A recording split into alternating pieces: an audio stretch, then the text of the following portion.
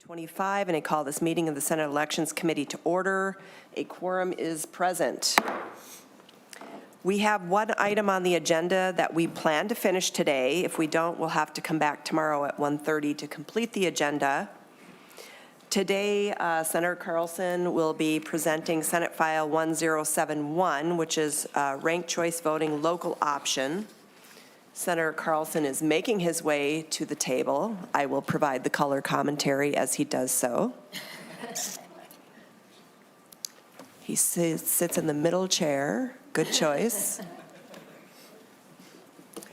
Makes himself comfortable.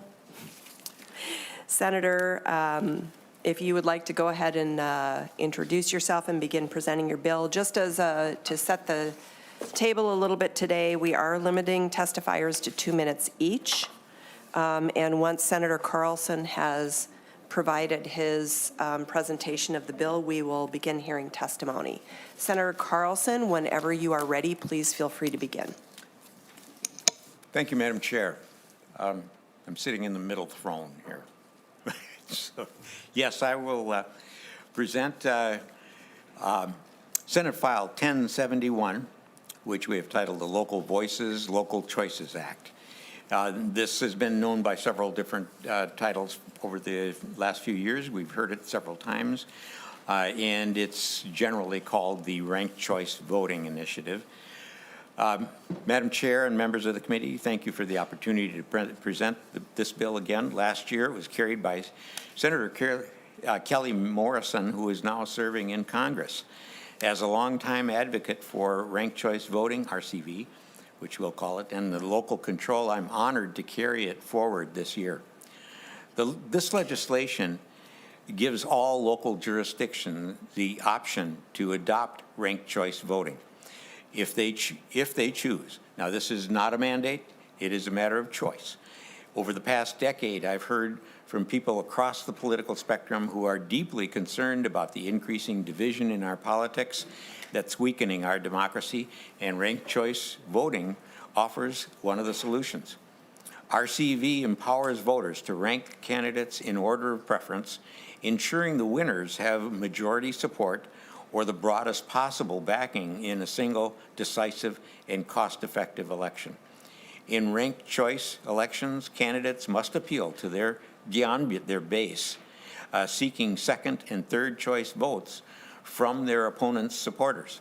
This encourages more positive campaigns that focus on policy solutions rather than on personal attacks, an essential step toward reducing the political division and fostering more civil, representative, and inclusive elections. RCV also eliminates the spoiler problem that arises when 3 or more candidates split the vote, allowing a candidate to win with which allows the candidate to win with less than 50% support. Under current law, only charter cities with odd year elections, less than 1% of local jurisdictions, can adopt ranked choice voting. Senate File 1071, the Local Voices, Local Choices Act, expands this authority to all cities, counties, and school districts, ensuring that they have the power to decide whether RCV is right for their communities. Key provisions of the bill.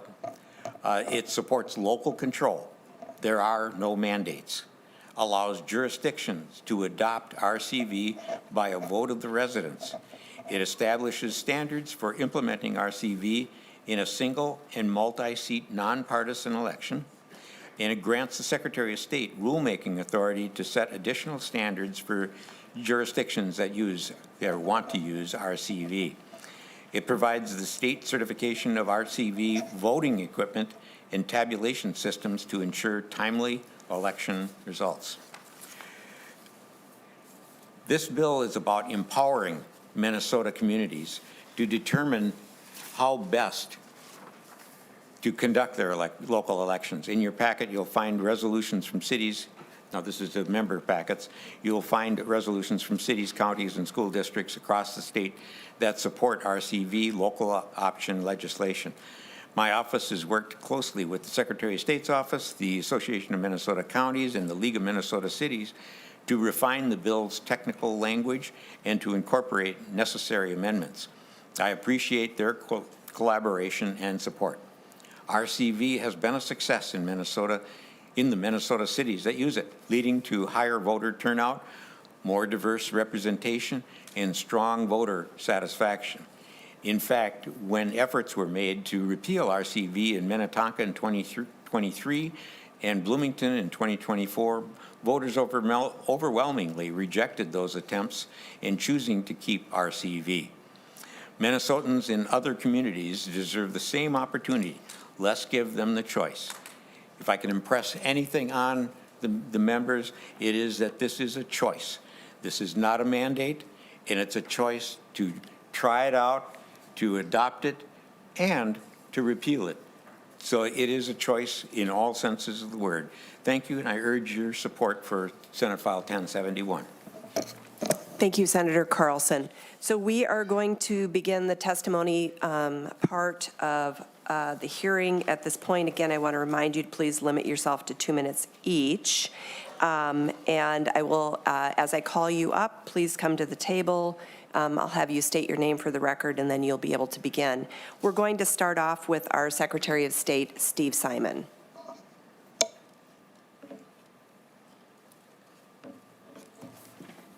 Welcome, Mr. Secretary. Thank you, Madam Chair. Really appreciate it. Steve Simon, Minnesota Secretary of State. I want to thank Senator Carlson for his leadership. Quickly, I'm just here to put an exclamation point on what he already said. I used to carry a version of this bill when I was in the Minnesota House. I think it's about leveling the playing field. We have a two-tiered system right now where a certain class of cities can do this on their own if they choose. Another class of cities can't. And that doesn't feel right.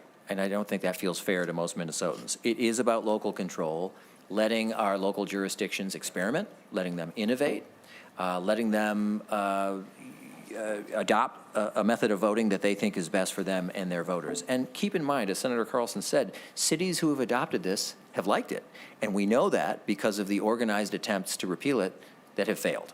So this is a chance for more cities, possibly, if they wish, to adopt it. If they like it, they can keep it. But if they don't like it, they can go back to a non-RCV way of electing local officials. Finally, one other point that I have to mention, and that is that this bill very helpfully, and after a lot of comment from a lot of people, provides some important statewide standards as well. You know, we have a handful of jurisdictions doing this now. There will be more, probably with or without this bill, but certainly with this bill. And that means we have to think more closely and more carefully about exactly what those standards are. And that is an extremely helpful part of this bill from our standpoint in the Office of Secretary of State. So I want to thank you, members, for your time and attention. Really appreciate your consideration. Thank you. Thank you, Mr. Secretary. Next, I would like to call up Minnetonka City Council Member Paula Ramelay. Again, if you can just take a seat and introduce yourself, and you can begin your testimony.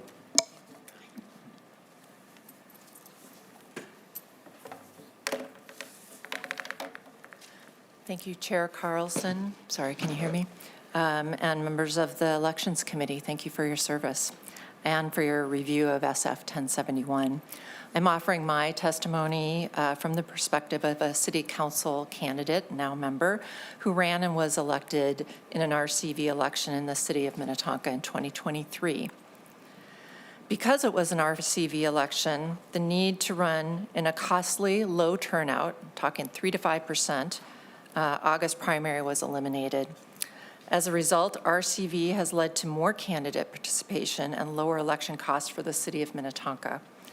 Traditionally, there have not been a large number of primaries in Minnetonka City Council elections. However, this was because potential candidates often walked away rather than engage in a low turnout August primary that would require substantial investments of candidate time and funds for a low turnout August primary in which the more networked candidates would likely prevail. Just as an example, a former council member from my ward admitted publicly that he only ran when on the eve of the primary filing deadline, he saw that a second candidate had not filed to challenge the incumbent. And he knew if only 2 candidates filed for the primary, it would be canceled and both candidates would automatically advance to the general election. In my opinion, such scenarios were more likely the rule rather than the exception. I know it was so in my case. With RCV, this has been eliminated. So RCV eliminated the cost of administering the local primaries, and while it has required city expenditures to provide voter education on the new system as time goes on and voters become accustomed to RCV, that amount should continue to decrease. So also with RCV, election turnout in Minnetonka's local odd-year elections more than doubled within the span of just 2 election cycles. I'm kind of a data-driven policy wonk, so for me, the interesting data point here is that in Ward 3, my ward, turnout increased from 17% in 2019 without RCV to nearly 35% in 2023 with RCV, and that was the second cycle with RCV. And the numbers in the city as a whole are similar. So my personal view as a candidate is that this is largely because I and other candidates could and did have more civil, positive, and nuanced conversations with more ward neighbors, including those who were hosting signs for the other 2 candidates. You were encouraged to go up and knock on those and ask for their second vote. So being able to do that gave me the opportunity to discuss my positions and vision for our city and also to understand theirs. And this led to much more sophisticated and deep conversations that would have happened otherwise. It also encouraged civility. It doesn't make sense to go negative when asking for a voter's second choice vote. Again, it led to positive conversations regarding my positions on the issues, my background, my qualifications, and just listening to my neighbors. I also would like to say that the process of counting, and in my race, recounting votes was accomplished efficiently and well by Minnetonka's election staff. At the same time, I think they and I would say it would be lovely to have specialized computer software for calculating RCV election results that accommodates the reallocation of votes. This would be very, very, very helpful. So again, a substantial majority of Minnetonka residents voted to adopt RCV in 2020, and then by an even wider majority voted to keep it in 2023. Residents had the right to do that because our city is a charter city, a home rule city, but 1071 here, as you know, would allow not just the minority of Minnesota charter cities to make this determination for themselves, but all 854 cities in our state to do the same. So I would urge the committee to approve and pass it out of the committee, and I'm happy to answer any questions about my experience or what's been going on in Minnetonka. Thank you for your time. Thank you, Council Member. Next up, we will have Hennepin County Commissioner Kevin Anderson. Mr. Anderson, if you can approach, and also Commissioner Anderson, introduce yourself and go ahead and begin your presentation.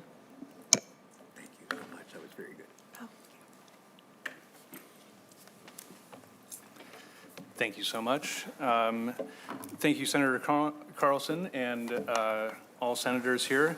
My name is Kevin Anderson. I serve as a Hennepin County Commissioner serving District 7 of Hennepin County. Today I'm representing my perspective as a County Commissioner to advocate for the implementation specifically of a unified statewide standard for ranked choice voting. As you already know, ranked choice voting introduces a method where voters can rank their candidates by preference, which can profoundly impact the inclusivity and representativeness of election outcomes. This system ensures that elected officials win by a true majority, reflecting a broader consensus among voters. I believe it's a critical step towards depolarizing our political environment, encouraging candidates to appeal to a wider audience. I do want to specifically thank the Secretary of State for his comments about the importance of implementing statewide standards. From an administrative standpoint, counties like ours play a significant role in executing local elections. The lack of a statewide standard for ranked choice voting presents a logistical and financial challenge, complicating the training of staff, the procurement of voting equipment, and the education of voters. A unified approach would streamline these processes, allowing for a more efficient use of resources and ensuring that consistency in the voter experience is had throughout the state. By adopting RCV under a statewide standard, we have the opportunity to potentially reduce election costs and administrative burdens on county governments and on city governments, freeing up resources for other critical services. The importance of a statewide standard cannot be overstated. It ensures that all voters, regardless of their county or municipality of residence, can participate in a uniform voting process. This consistency is vital for maintaining the integrity of our electoral system and building public trust in the outcomes of our elections. I'm not just seeking a change in voting methodology, but I'm really trying to strive for a more democratic and efficient, cost-effective electoral process. Implementing RCV with a statewide standard supports these goals, reinforcing the foundational principles of our democracy.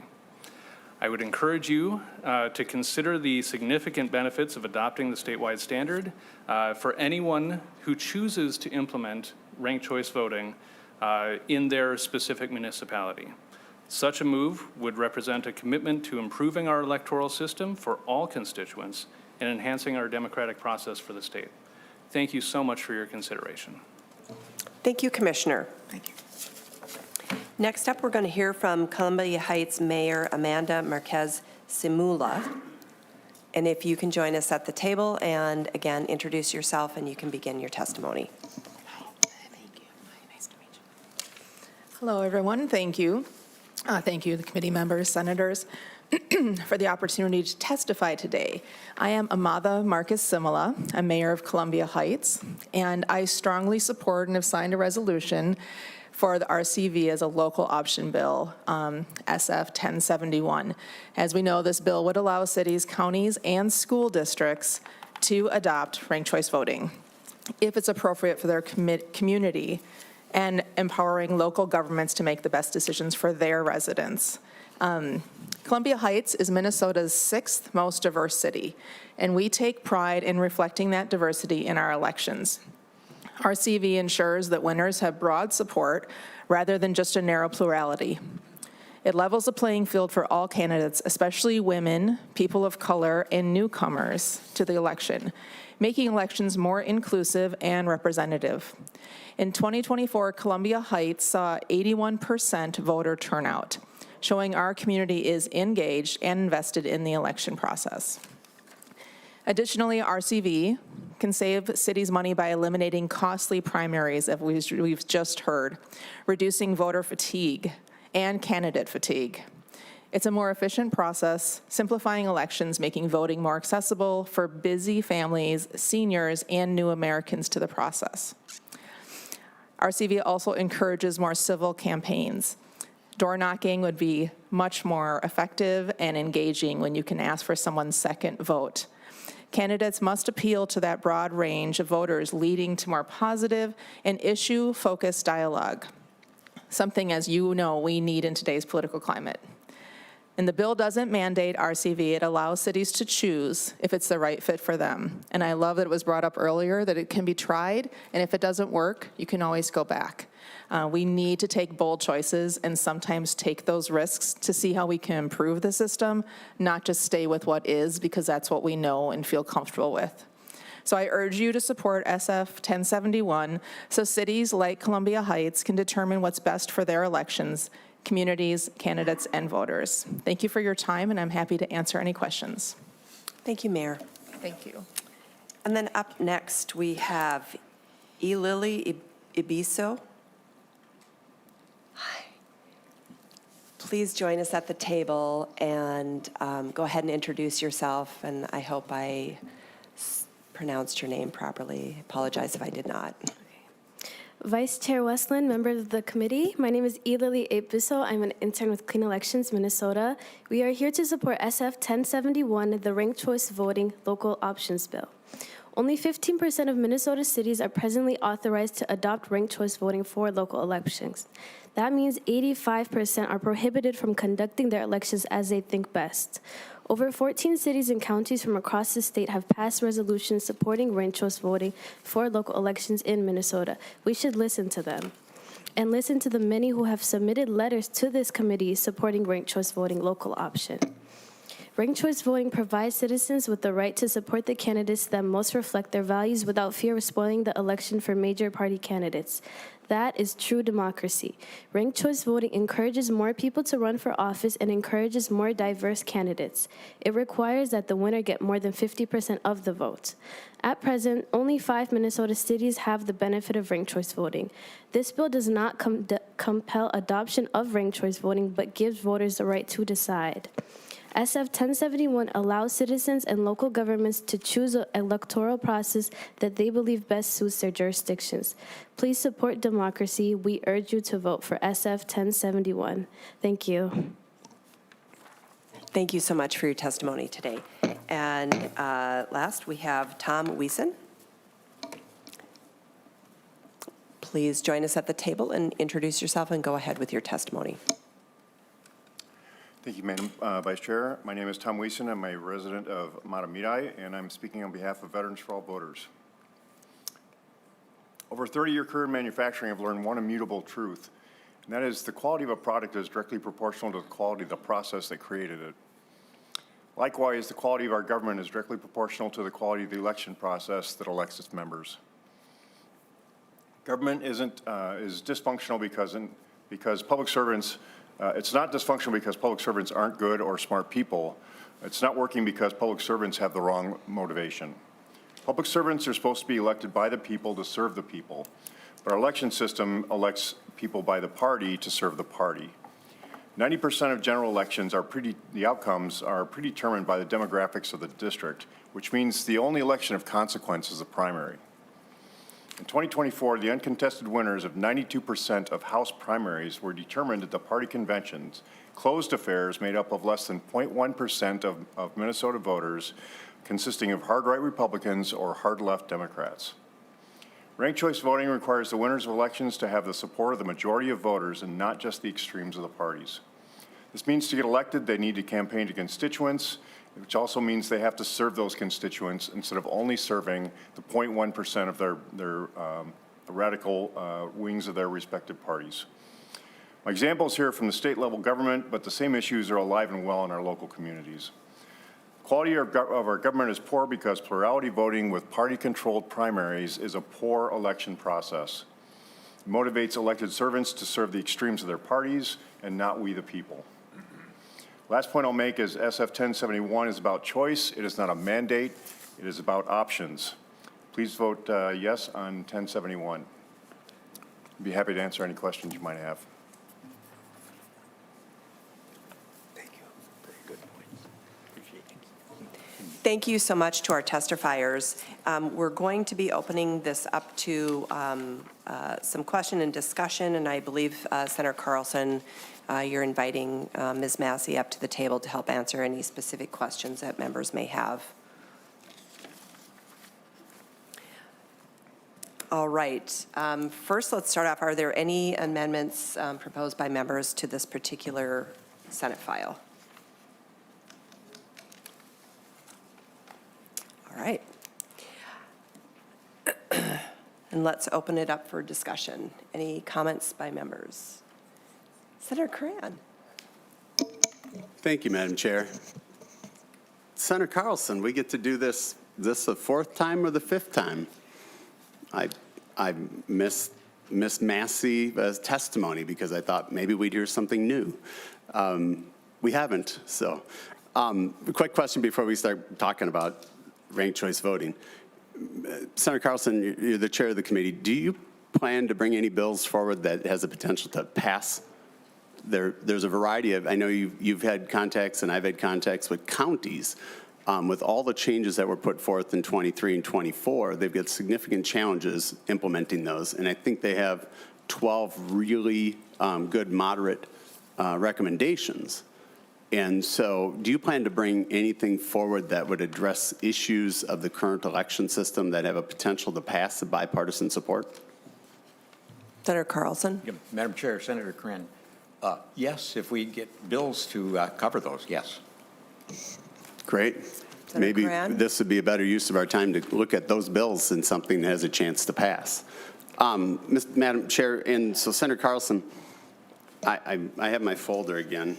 I cut out a little bit of of all of the counter narratives to this ranked choice voting piece of it, or the bill. But in many cases, I agree with Secretary Simon in his statement about a two-tier system. I think we should eliminate one that's currently unnecessary, ranked choice voting. So I have a bill for that. We could hear that too if we're going to talk about things that won't pass. We could hear that bill too. You know, one of the statements is about specialized computer equipment, and that's an issue because you've complicated it unnecessarily. And to me, I think we've seen enough challenges with all the changes that are implemented on just doing recounts and hand counts. In this case, very difficult, almost impossible to have somebody observe and do a hand count of a ranked choice voting.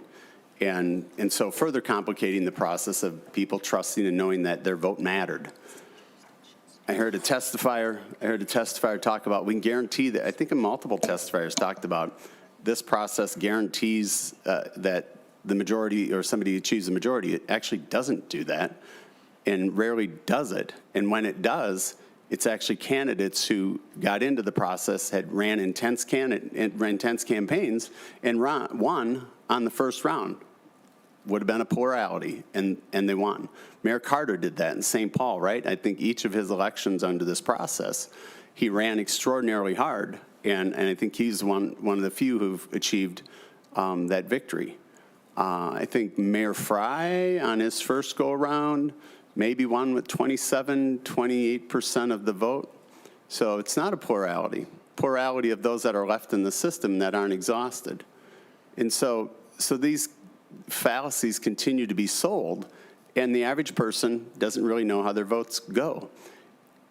Your own friends at the University of Minnesota, Larry Jacobs, they've gone after all of the reasons that this is great and wonderful, and they debunked them. It doesn't. It's another voting system, but it doesn't do what it says.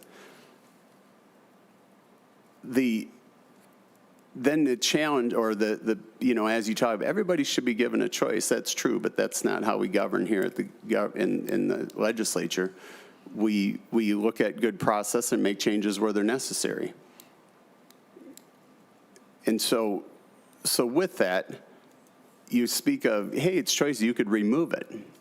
But this local effort, led by Fair Vote Minnesota, is funded by mostly outstate money, significantly. And so when local residents actually come forward to attempt to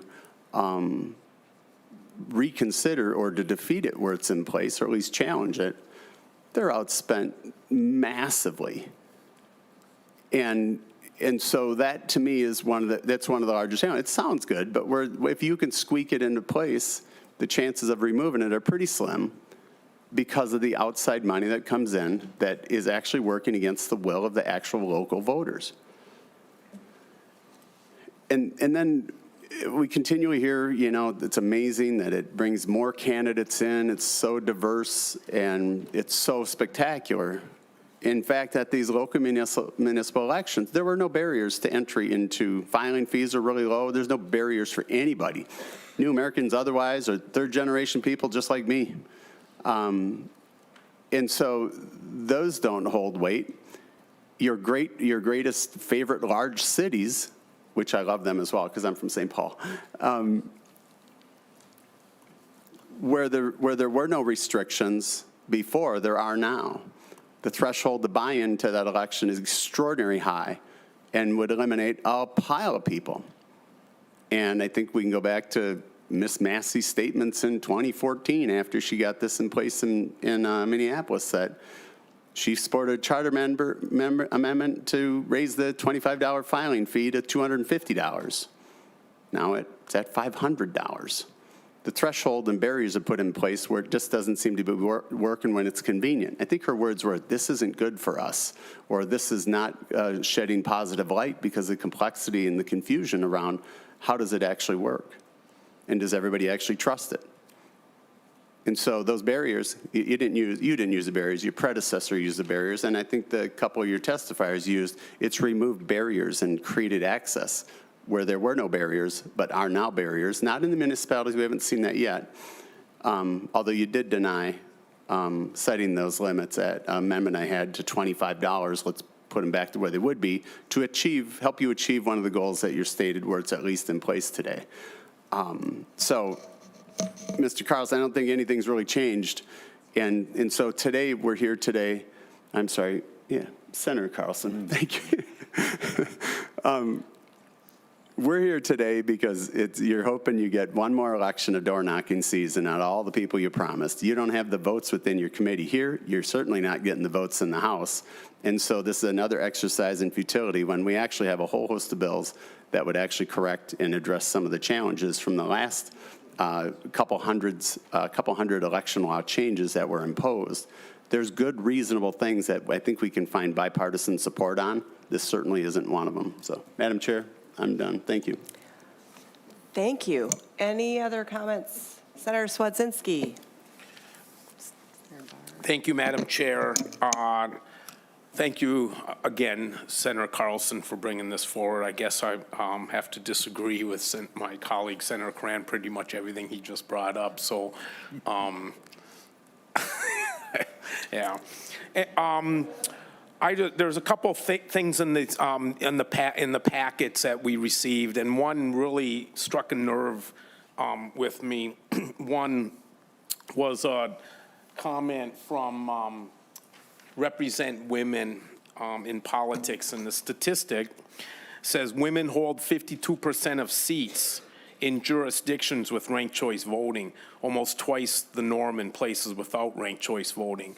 That is wonderful news to all those for 50% of the population that maybe perhaps, especially when they're younger and in high school and middle school, that, you know, the U.S. Constitution says he shall, and it doesn't say they or he, she, or, and I think just knowing that statistic and seeing that communities that use ranked choice voting have more people on elected officials that look like them is wonderful. And the other letter, the testifier also spoke to it, but it's a letter that she placed in there. And she said, and it really resonated with me, that that she goes up to doors and door knocks, even though there's a lawn sign out front for her opponent. And isn't that wonderful to even think that that's a thing? And where most people would see the opponent sign up front and say, well, I don't have that vote, and I've got 500 doors to knock on, and over this weekend, and I'm no sense wasting my time at doors that maybe I don't have their support. But under ranked choice voting, that you're going to go, you know what, I'm going to give this person my 2 cents and hopefully gain their second vote, but I would argue with anybody, you're more likely to gain their first vote by showing up at their door knowing that there's a lawn sign out front that they're going to vote for the other person. And towards the tail end of my teaching career, kids were getting so frustrated with mudslinging and negative campaign ads and character assassination and dirty politics. And it just seems, and I know there's people that maybe don't agree with what I'm about to say, and that maybe there's not data or evidence that suggests the opposite of what I'm about to say, but I'm all in on anything that perhaps may get people to stop saying negative things about their opponents during campaigns, because our young people get discouraged about politics, and they get discouraged about politics because they don't hear anything good about it. They only hear the one side bashing the other side and the other side bashing the other side, and they don't hear about us talking about each other's strengths. And all they ever hear about is us attacking our opponent's weaknesses. And I'll be first in line to support any legislation that, even without data or evidence, maybe suggests that there'll be a little less mudslinging with this particular, with ranked choice voting. And then the other argument in one of the letters was that it's cheaper and to do ranked choice voting, and communities can save the money of a primary perhaps. And I know with respect to school board referendums, to an average community to conduct a referendum is a first-year teacher salary. So to conduct one election, theoretically, they have to lay off a teacher in order to find the funding for an election. I know that's a whole other issue, but nonetheless, I just, since I first met you, Ms. Massey, and you saying the praises of ranked choice voting, I've been a heartfelt supporter, and I understand the negatives of it as well. And but nonetheless, for the reasons I gave, I thank you, Senator Carlson, for not giving up on this issue, and thank you for not giving up on handheld cell phones, which took you 11 years to pass. Yeah, so this might be your second 11-year issue to get passed. Senator Barr. Thank you, Madam Chair. I have never been a fan of this, and I've heard a couple of comments that just don't make a lot of sense to me. One of them is local elections and the partisanship and whatnot. Well, every local election and county election is you run as a nonpartisan.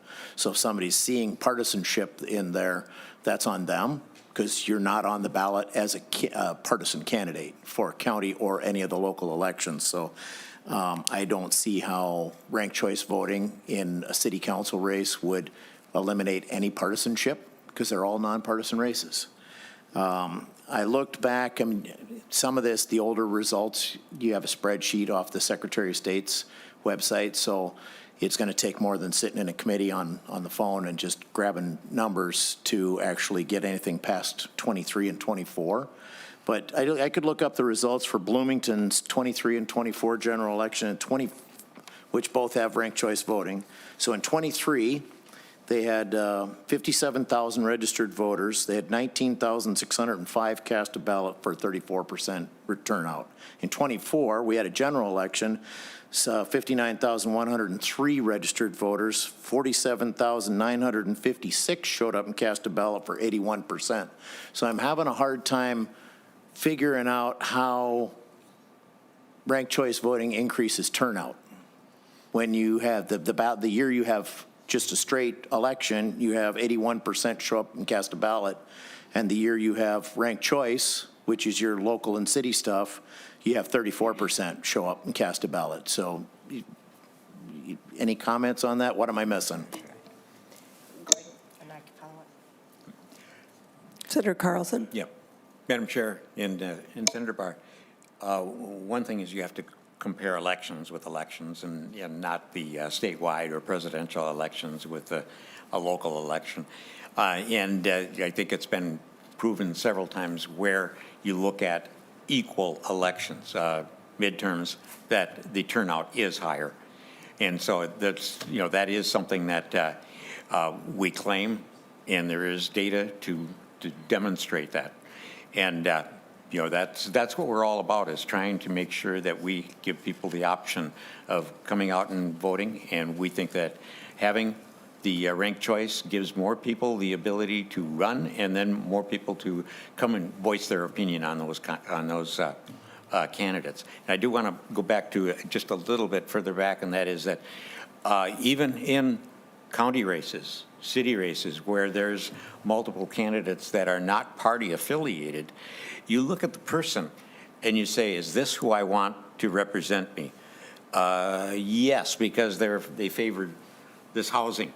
Well, what about the, garbage collection, things like that? And so you get other issues that come in, and you rank those people on their issues. And then you go to the polls and you say, well, which one is most important to me, and who do I want as my second choice? Do I want housing first, or do I want garbage collection first? And then you vote that way. So it's really a pure way to get your values put into the election and put into the candidates that win. Senator Barr. Thank you, Madam Chair. Senator Carlson, that sounds really good in principle, but it doesn't work that way. We're always going to find pros and cons of all the candidates, even when you only have two choices. You don't, it's like, there's a lot of things I agree with this person on, and there's things I agree with this one on, and let someone else decide. I like this guy, this one like 55%, and I dislike this one. I like this one by 45%, which goes back to your mudslinging right there. It's like dislike by 45, or dislike by 55 or like by 45.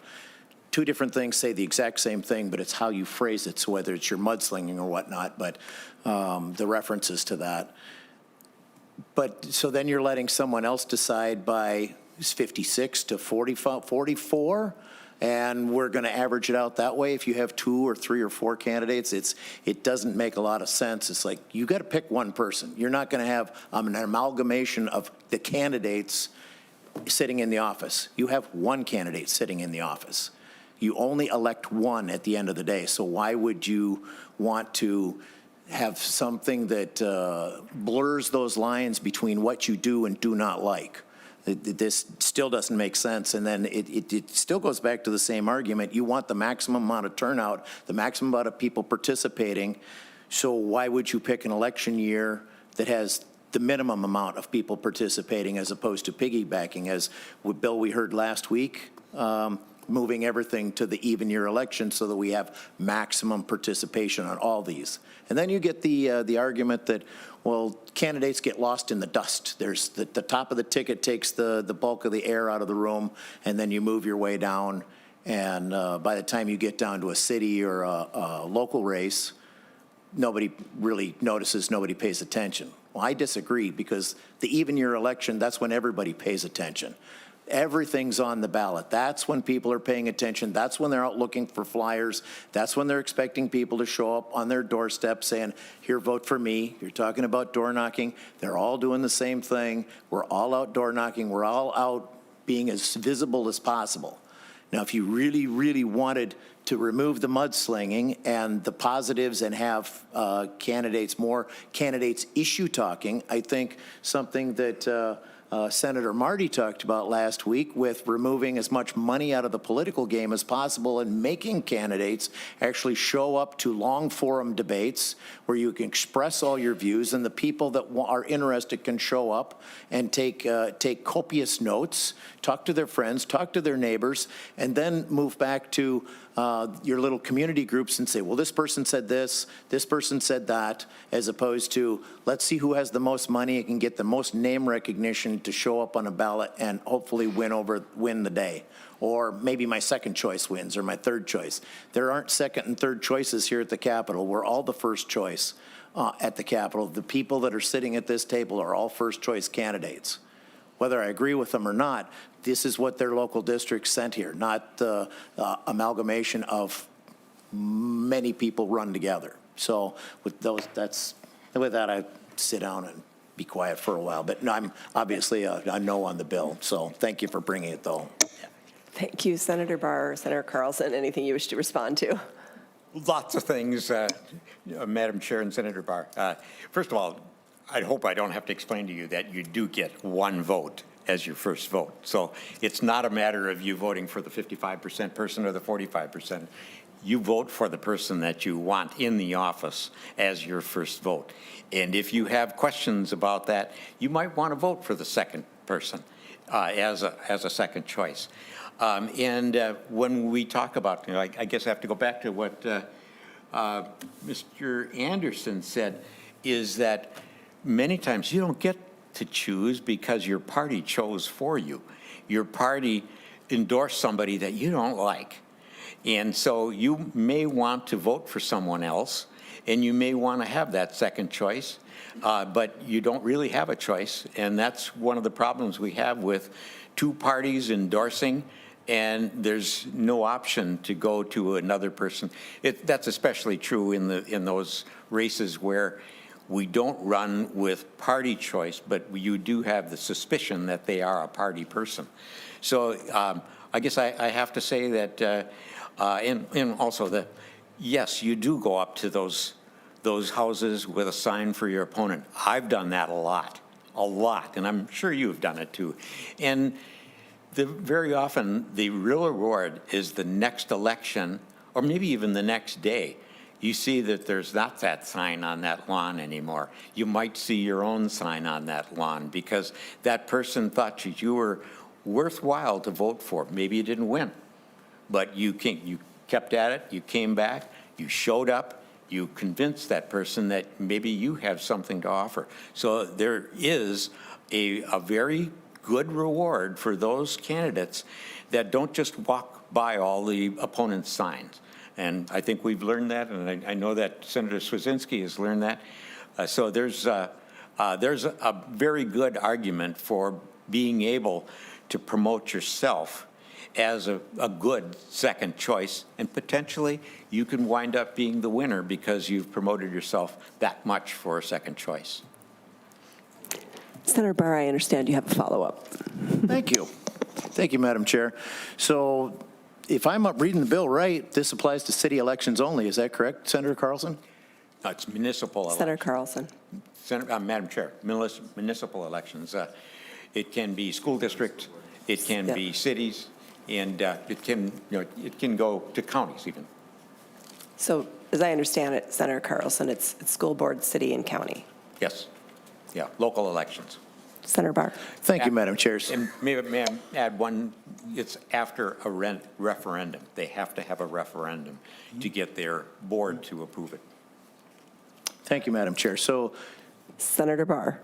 there isn't a partisan race in any of those elections. If you perceive it, that's on you. But there is no partisan races, so the argument of the party decides is moot, according to this bill. It does not apply to that. So I don't know why that conversation keeps coming up. But so on ranked choice voting, doesn't the ballot have multiple, like this is my first choice, this is my second choice? There's more than one, you're casting more than one ballot on there, as opposed to the way we do it now, you pick one. So you get more than one vote. You're ranking them in choice. This is my first, my second, my third, or fourth, depending on how the ballot's set up. You may have multiple choices and you can vote for three. This is my first, second, and third choices. You're actually getting more than one vote on this. It's an amalgamation of you have one ballot, but it's not one vote. You're spreading your vote over percent. You can phrase it however you want to, but it's percentage over this is my first choice, this is my second choice, this is my third choice, but you're choosing in multiple races or the same race for multiple people to elevate them to the top. You're not picking one. Is that correct? Senator Carlson. Madam Chair and Senator Barr, that's correct. But you have that first choice. That is your preference for the person, and then you have a second choice that can be added to other people's vote so that person can be elevated. But the objective is to get a majority of votes, a majority of the votes to get that person seated. Ms. Massey. Yes, Madam Chair, members of the committee, I'd like to just make a point of clarification in terms of how the process works, especially in the nonpartisan races that we're referring to. So to repeat, this only applies to the local elections of county, city, and school district, all nonpartisan races here in Minnesota. Many, if not most, of the jurisdictions have two-round elections in these nonpartisan races, a primary in August and a general election in November. And what we know about the primaries is that they have much lower turnout. So the advantage of combining two into one is significant with respect to voter participation. So all we're doing is combining a two-round runoff with a single election runoff. And just like you would get a first choice in the primary, and if your first choice was eliminated in the primary, you'd go back to the general election and cast a second choice because your candidate was no longer in the race. That's all ranked choice voting does, but in a single, decisive, more cost-effective election. So the idea of some having a first choice and others not having a second choice really is not the way to understand the process. It's just like comparing it to going out to a primary and then a general election, but rather than casting two separate ballots, you're casting a single ballot and making sure you're ranking to do that runoff in a single go. And that runoff process and the rankings are used to achieve a candidate who has a majority of the continuing ballots in that race. I hope that's helpful. Thank you, Ms. Massey. Senator Barr. Thank you, Madam Chair. So isn't the runoff process the same way? Because they're all nonpartisan. You just take the top two, which are the two people that have the most appeal to the voters at large. If there's a voter turnout problem, that's something different than changing the way we cast ballots. And that's what I'm understanding you to say, is that we don't have enough people participating in this. We all show up at the general election. But I see Ms. Freeman in the audience. If I could ask her a question, please.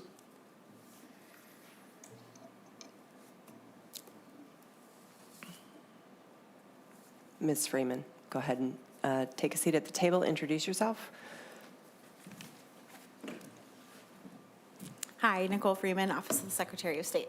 Senator Barr. Thank you, Madam Chair. So, Ms. Freeman, can you talk to me about the difficulties the Secretary of State's office would have with doing ranked choice? I mean, these are city elections, but they're eventually going to be run through, the results have to get cleared through the Secretary of State's office, right? So can you just talk through that a little bit? Ms. Freeman. Sure. Thank you, Madam Chair and Senator Barr. So I think how our office sees under this bill results reporting working is that we would continue to report the first round of results and on our website like we do right now in the odd year for those November elections. And then we would be pointing people to the individual jurisdiction's website for the remainder of the tabulation rounds and for the final results there. I believe at the top of our website right now, not right now, in 2023, there will be again in 2025, there's a notation at the top that pushes people to the individual jurisdictions' websites to receive those results. So under this bill language, we would anticipate that that's what we would do in that situation.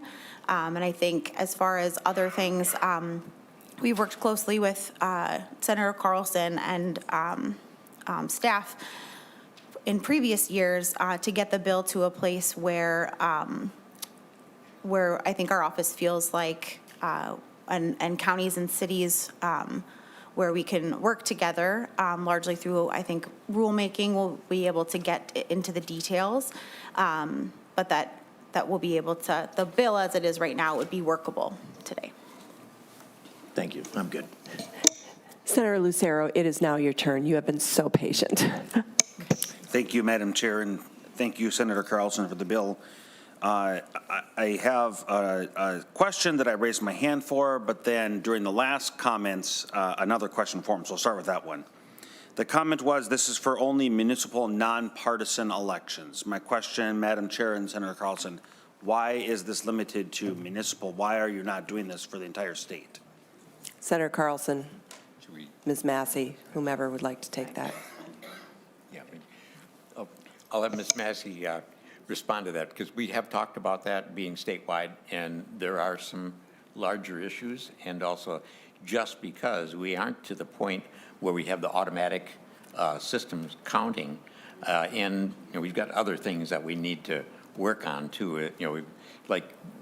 Someone mentioned, getting the elections on a common year. Those kinds of things need to be done, and what we want to do is we want to make sure that this is popular. So if people are interested in it, they can run a referendum and adopt it, and if they don't like it, then they get rid of it. And so far, we find that it's very popular. And I guess I want to say one more thing, too, and that is that, we do have counties that are interested in it, and we have not seen that that's easy to do yet. So there are some things that still need to be worked on. Senator Lucero, or Ms. Massey, did you have anything to say? Yeah, I'll just add a fine point here is that this bill, as Secretary Simon had indicated, he once carried the bill when he was a representative in the House, and that's how long there has been this increased desire by communities that don't have the ability to do it, either because they're not home rule or they hold an even year election, are unable to do ranked choice voting. So this has been a step that many jurisdictions have wanted to take for quite a long time, and so we're continuing to push for that equalization of communities to use this.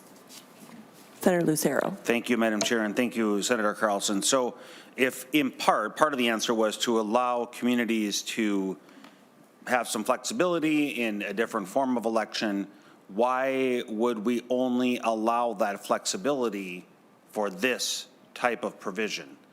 Why not allow further flexibility for other types of election provisions, such as staying open to 9 p.m.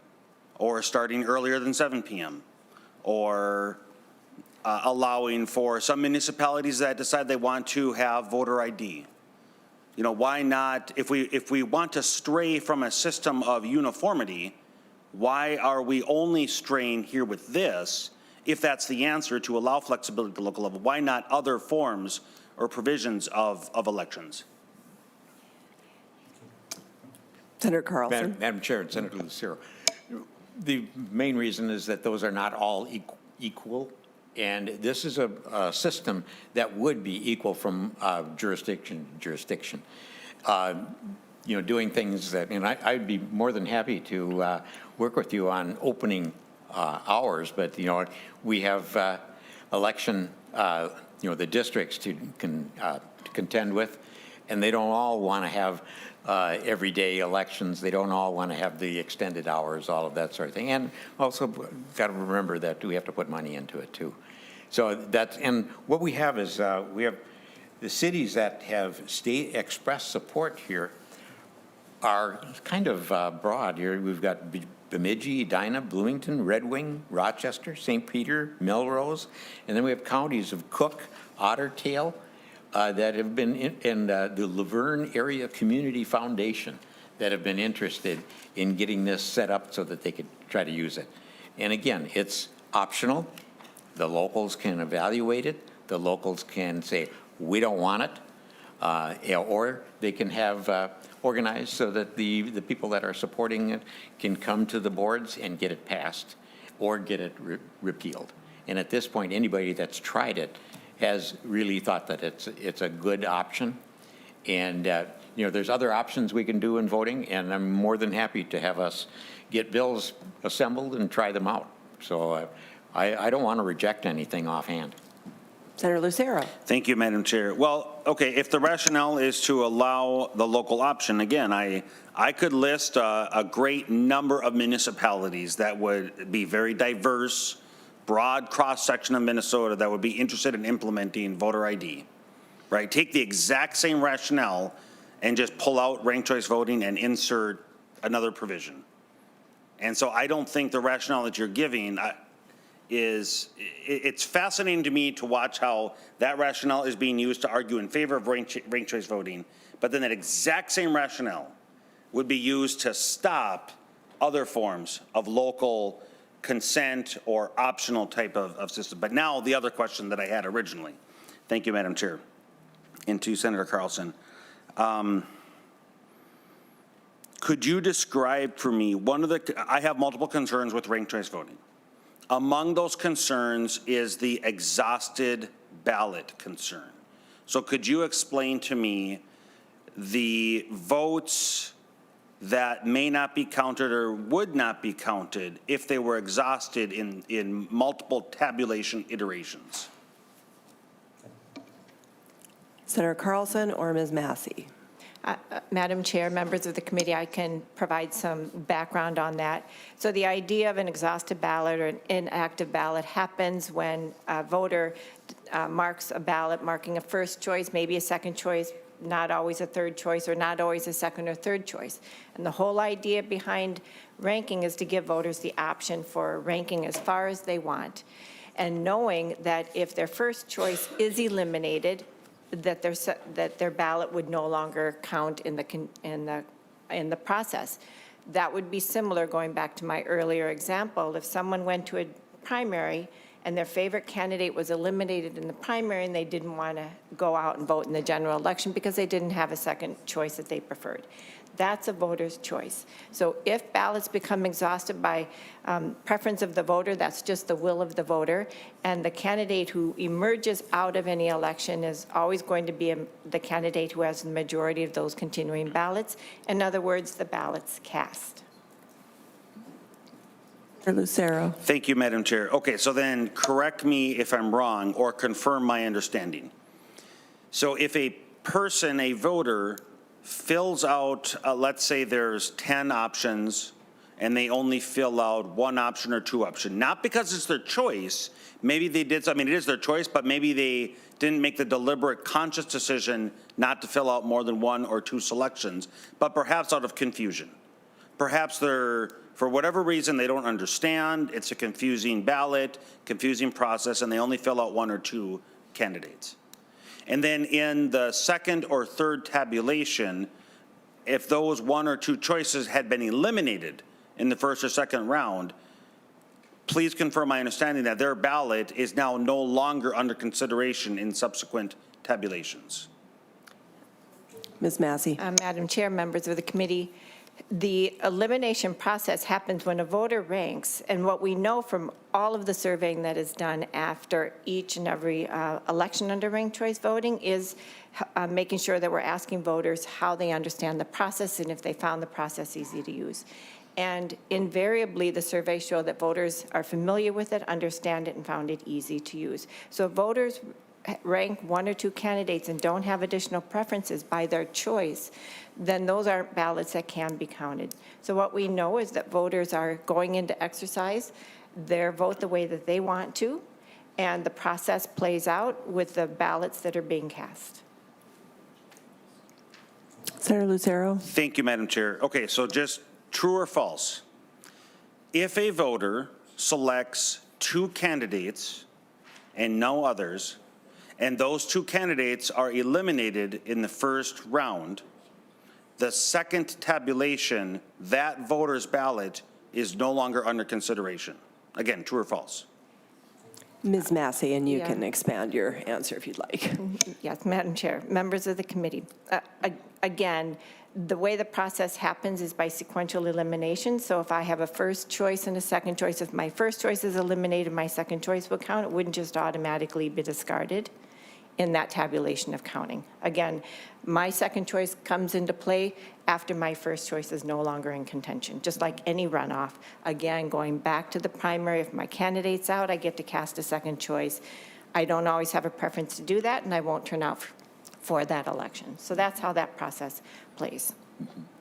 Senator Lucero. Thank you, Madam Chair. Okay, so where we're at is that if a voter votes for two in a scenario, out of confusion or lack of understanding, and they go and there is a third round of tabulation, and both choices of that voter are eliminated in the first and second rounds of tabulation, when it comes to the third round of tabulation, that voter's ballot is no longer under consideration and has been eliminated from the tabulation pool. And so the concern that I have is that the majority vote now that is tabulated in a third, fourth, or subsequent round is of a new denominator, because the denominator is always shrinking due to the elimination of ballots. It's not a tabulation of the total ballots cast, it's a tabulation of an ever-changing denominator in the equation. That's what I'm concerned about. Madam Chair, members of the committee. Ms. Massey. By necessity, yes, that denominator changes, because when there isn't a ballot cast, then the number of ballots cast is going to be reduced in that scenario. And what I'll just repeat in terms of how the ballots are calculated and displayed is that you're going to see how many ballots are actually cast in that final round, and that's the way that it needs to be. Senator Lucero, I just want to let you know that your colleague, Senator Matthews, has been waiting a really long time, so hopefully you only have a couple more questions so he can have his turn, and then I think Senator Bolden also has some questions. Thank you, Madam Chair. Senator Lucero. So the concluding remarks are as follows. In a traditional voting process like what we have today, all ballots are counted in order to achieve the winner. Under ranked choice voting, due to the elimination process and what we just heard described, in a third, fourth, or subsequent round of tabulation, you will have a smaller pool of votes actually cast or counted than were originally cast. And the majority, the 50% plus one threshold that is achieved, is of a smaller lot, because in each round, each iteration of elimination, the total number that's actually counted shrinks. And therefore, the threshold of 50% plus one is a 50% plus one of a smaller number. And even though one might say candidate X has achieved 51% of the vote, it's of a much smaller total than the total number of ballots originally cast. And I have incredible concerns with such a system. Rather than sticking to what works, what we have today, which is every ballot that is cast is counted towards candidates. Under this convoluted system, that is not the case and is the reason why we should vote against this. Thank you, Madam Chair. Thank you, Senator Lucero. Senator Matthews, Senator Carlson. Thank you, Madam Chair. I do have one answer for Senator Lucero that he directed to the testifiers here. You said true or false that both of my people would be eliminated in the first round. No, that's false, because you go one round at a time, one candidate at a time. The candidate that gets the least votes is the one that is eliminated.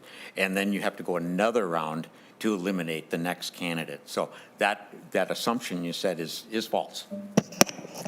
Thank you, Madam Chair. So that wasn't the true or false question that I asked. The true or false question that I asked was I actually that didn't it would recognize you, be, Senator. Could Senator. a scenario be eliminated? Senator So I just want to Lucero. make clear for the record that wasn't what I asked. Am I speaking So to thank you, Madam myself? Chair. Senator, that's not okay. Please, that was really rude. I hadn't recognized you to speak. I asked you a couple times and tried to interrupt you to stop, and you kept talking. And I don't know if you just didn't hear me, but can you just wait until I recognize you? Like I said, we've got, your colleague down here has been waiting a long time to speak, and I just found that a little kind of rude, actually. Thank you, Madam Chair, for letting me set the record straight and being truthful. Thank you. Okay, Senator, thank you so much. Senator Matthews. Thank you, Madam Chair. So let me ask a follow-up question that I think this is the true or false that we're getting at. If there's, because the more I look into ranked choice voting, the more questions I get, and the more concerns I have that I argued here when we had this bill before that this does not violate, or this does not follow the one voter, one vote constitutional principle. There was strenuous arguments against that. The more that I have researched into this bill, there are even more concerns that I have that this violates the constitutional one person, one vote principle. So, Senator Carlson, to build off of that question, true or false, if, I'm not even going to put a number in, however many ballots, however many candidates that you rank, whether it's 2 or 3 or whatever the allowable number is, if at a certain point, all of the candidates that I have ranked and cast a vote for on my ballot, if they have all been eliminated, my ballot is no longer counted for any subsequent rounds of balloting after that. That's probably a true statement. Am I correct? Senator Carlson. Madam Chair and Senator Matthews, that is correct, yes, because you voted for people that were not popular. Madam Chair, Senator Matthews. Senator Carlson, that's your opinion added on to it, but I understand that. Let me give you an example from a presidential election over 12 years ago. I won't say which one, but it was long before our current president was in the White House. There was a presidential election where neither in the primary system, and I know we don't have ranked choice, thank God we don't have ranked choice voting for president. In the primary system leading up to it, neither my first, second, or third choice candidate for president made it through on the primary and was the candidate on the ballot. However, I still went to the ballot on Election Day and cast my vote for my preference of the presidential candidates that I had. And that's the problem with the ranked choice voting system here. Under this principle, voting for who I want, if they've all been exhausted, means I am no longer able to influence or have an outcome with the election. I cannot go back and vote for people that actually are in the running.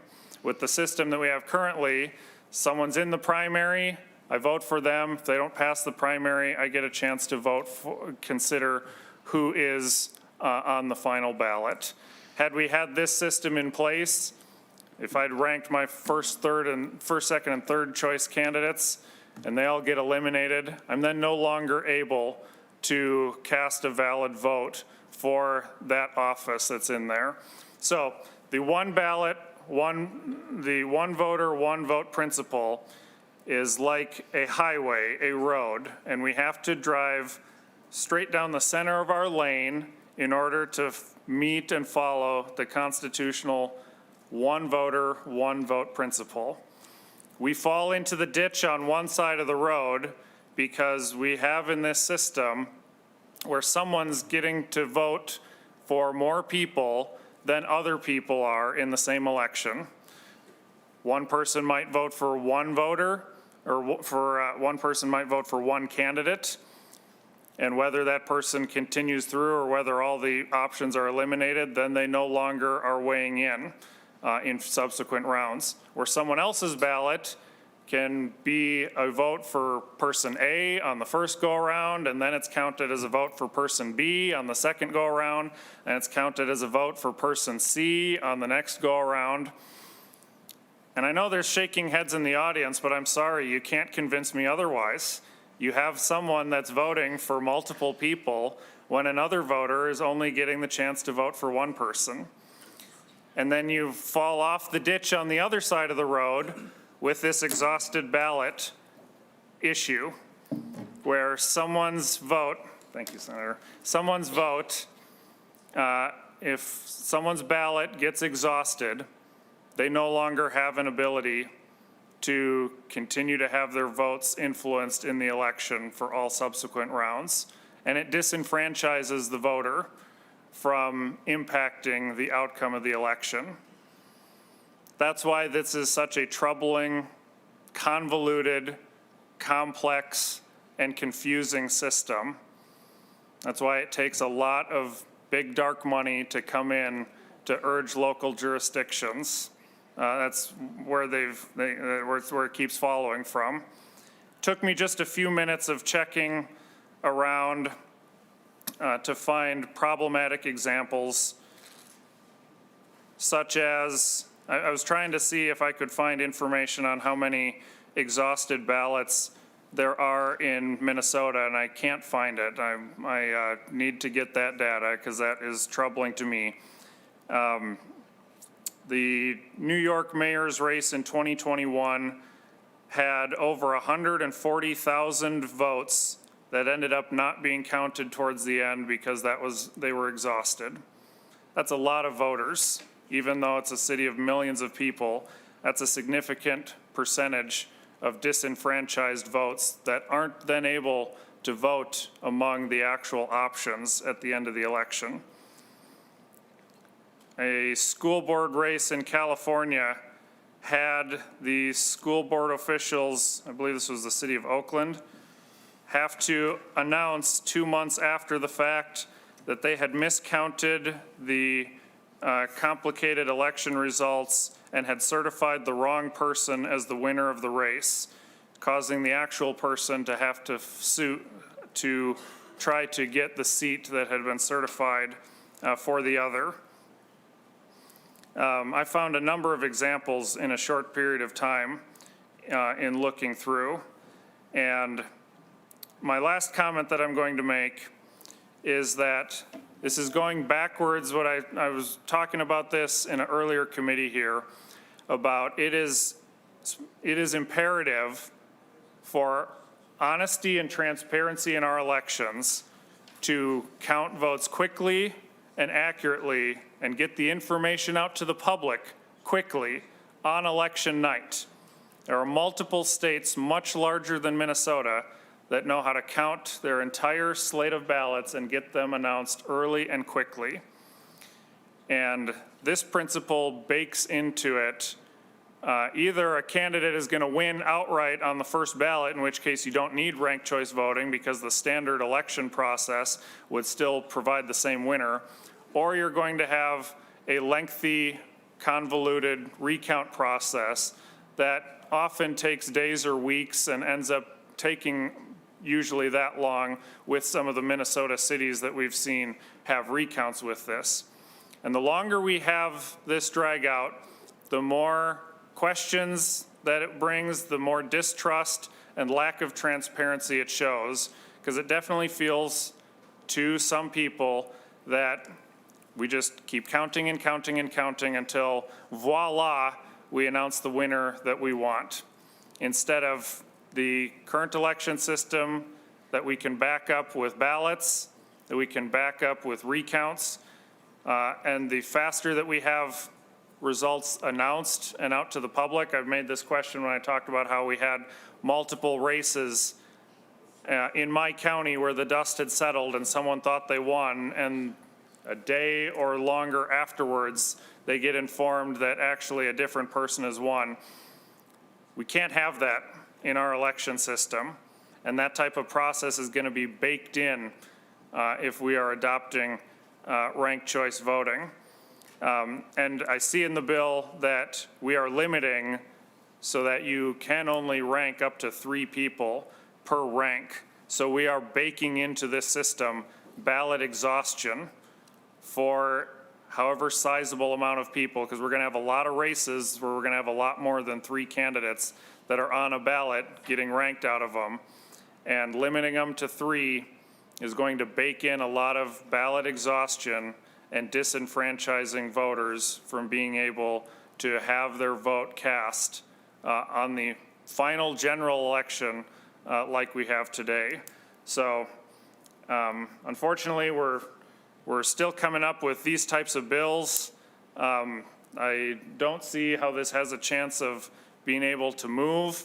It didn't get passed into law in the last 2 years. I don't see it having any better chance this year.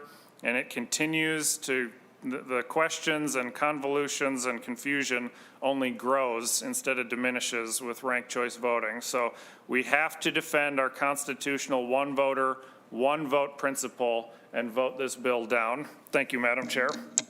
Thank you, Senator. And just for a point of clarification, the Minnesota Supreme Court did actually rule that ranked choice voting is constitutional under our Constitution. Ms. Massey, did you have anything to respond to? Madam Chair and members of the committee, I wanted to highlight one key component of the bill, which is to provide for the standards that would allow for certification of tabulation software or equipment for ranked choice voting so that it could be done on the same day along with all of the other races. It's a key part of the bill. Around the country, ranked choice voting elections in 50-plus jurisdictions are tabulated with certified systems, and Minnesota can do that too with this bill. Senator Bolden. Thank you, Madam Chair. Thank you, Senator Carlson, for bringing this bill. I appreciate the conversation we are having today. Also want to say thank you to the advocates who are here in committee who care about this issue, who are from our Minnesota communities, local folks here who care about this issue. So thank you for being here. I was going to make the point, Chair Weston, that you just made, that the Minnesota Supreme Court did rule ranked choice voting constitutional in 2009. And clearly, this is popular in some communities that have been using it. This is not a brand new thing that you're just bringing forward to us. It has been used, and it is very popular where it is used. And Bloomington voted to keep it in just in 2024. Clearly, it is popular in that community and elsewhere as well. I appreciate the the aspects of if I'm not asking to be your first choice, then I'm going to ask to be your second choice, and that's going to make it less likely for me to want to say have negative behavior, say negative things about my opponent. I think we have seen that it does sort of raise the level of behavior in races where this is used. I appreciate that it allows more access and more diversity and of candidates in communities. Ultimately for me, it is about choice. If communities, this is a tool, this is a system of voting and that is working in other communities and has worked in other communities. And if communities feel that it is right for them and the people of those communities choose and want to do this, they should be able to do so.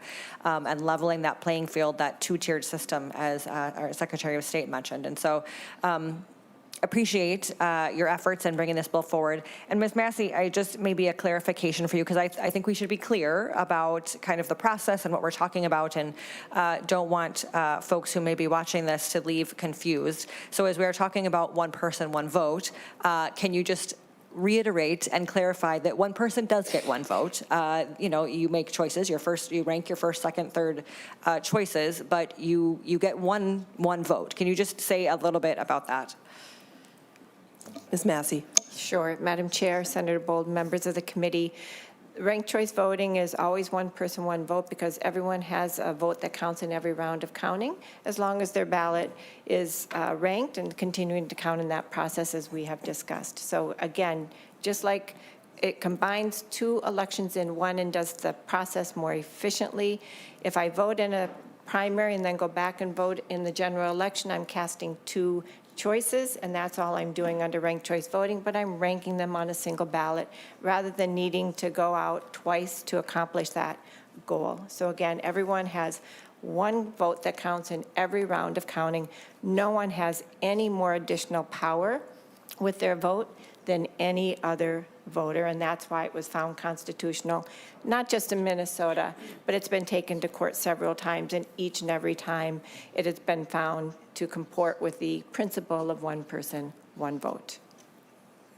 Senator Bolden. Thank you, Madam Chair. Thank you for that clarification. And so while you get multiple choices, you get to rank multiple, but you get one vote that counts. And so I appreciate that.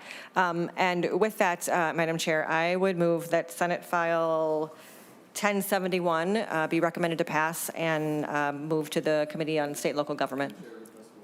Request a roll call. Thank you. Roll call has been requested. Senator Bolden has moved that Senate File 1071 be recommended to pass and referred to State and Local Government Committee. Ms. Blood will take the roll.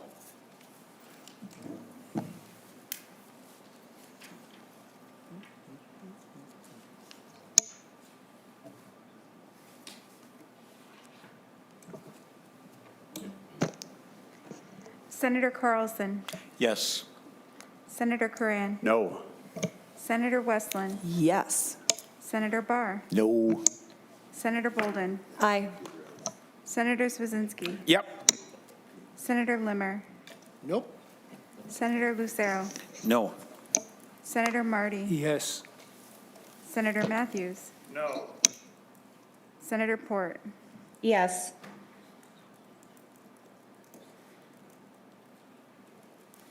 My pen just ran out of ink.